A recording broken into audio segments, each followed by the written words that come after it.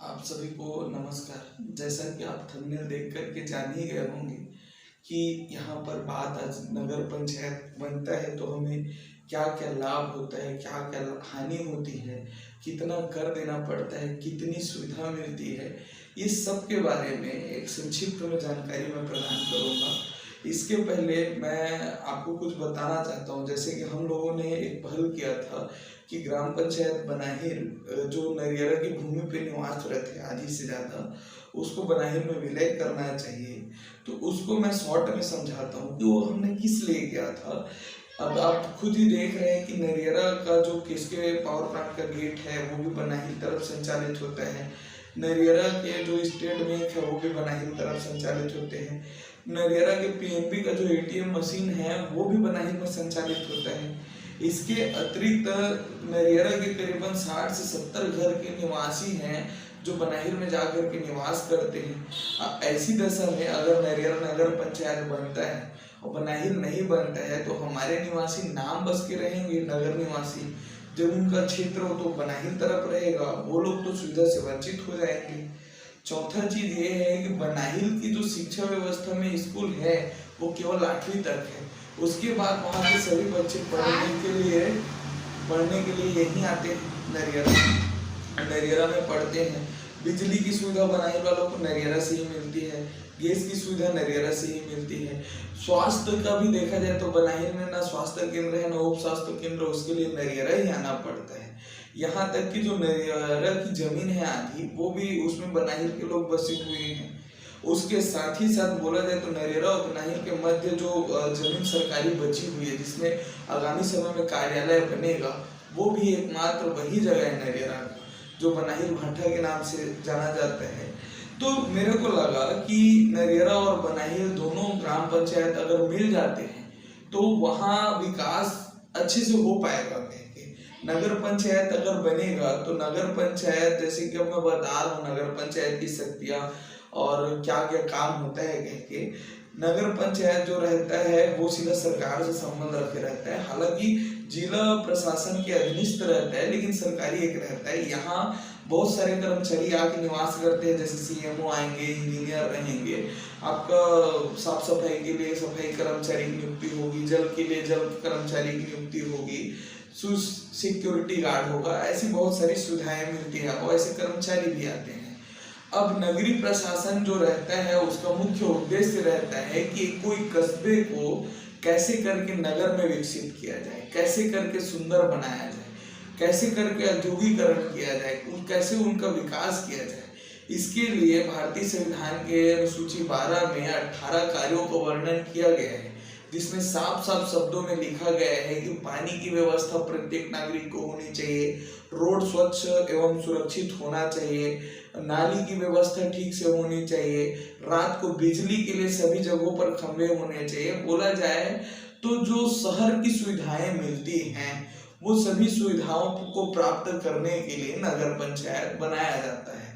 नगर पंचायत के बाद नगर पालिका बनती है, नगर निगम बनते हैं, वो आगे की प्रोसेस रहती है, लेकिन ये सबसे मुख्य रूप से नगर पंचायत बनता है तो वो छत्तीसगढ़। अब बात बता रहा हूँ आगे, जैसे कि हम लोगों ने टैक्स की बात करते हैं तो ऐसा करके बहुत लोगों को भ्रमित करते रहते हैं कि यार इतना टैक्स देना पड़ेगा, उतना टैक्स देना पड़ेगा, जबकि ऐसा कुछ नहीं है।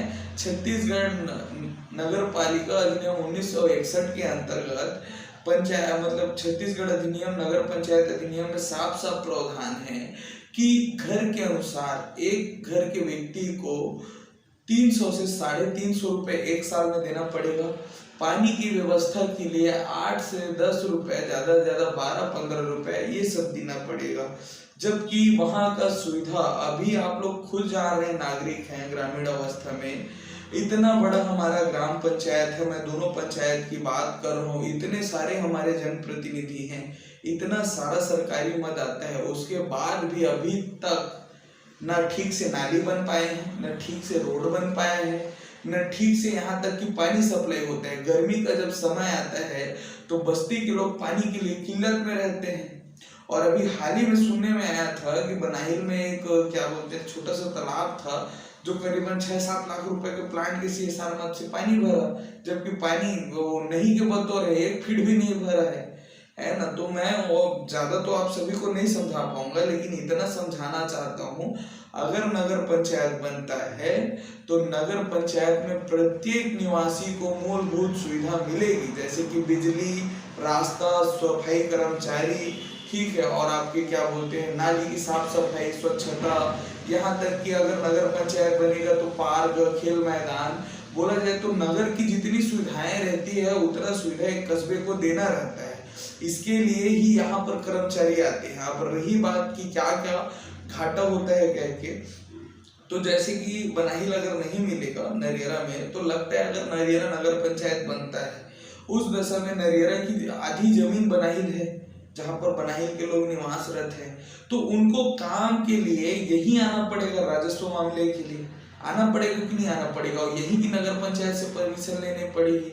तो एक हिसाब से देखा जाए तो वो लोग तो अंदर आ ही गए ना नगर पंचायत के।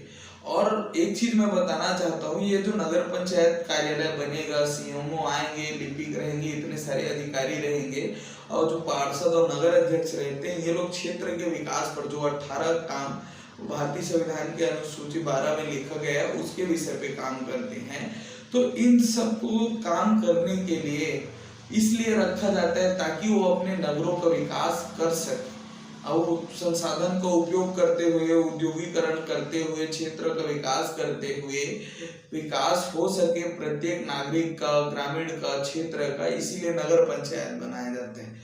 तो मेरे को तो लगता है कि अगर जनहित में देखा जाए, आपको अगर नाली अच्छे तरीके से मिल रहा है, पानी मिल रहा है, रोड ठीक से मिल रहा है, बिजली 24 घंटे मिल रही है, रात को भी बिजली मिल रहा है, संसाधनें बन रही हैं गांव में जो शहर जैसे बनने जा रहा है, तो ये सब सुविधा प्राप्त करने के लिए साल में अगर एक व्यक्ति का 400 से 450 टैक्स भी ले लिया जा रहा है, तो मेरे को नहीं लगता कि वो कोई दिक्कत की बात है, क्योंकि 400-450 रुपए एक साल में प्रत्येक आदमी दे देगा। और अभी आप खुद सोच लीजिए, नरियरा पंचायत है, बनाहिल पंचायत है, इतने सारे पंचायत के मद आते हैं, इतना सारा प्लांट का पैसा और ना जाने अनेक मदों से पैसा आता है, लेकिन आज तक क्या नाली बन पाया है, आज तक क्या रोड बन पाया है, आज तक क्या पानी ठीक से पहुंच पाई है, आज तक क्या बिजली प्रॉपर गलियों में मिल पाई है, नहीं मिल पाई ना। तो कहने का मतलब यही है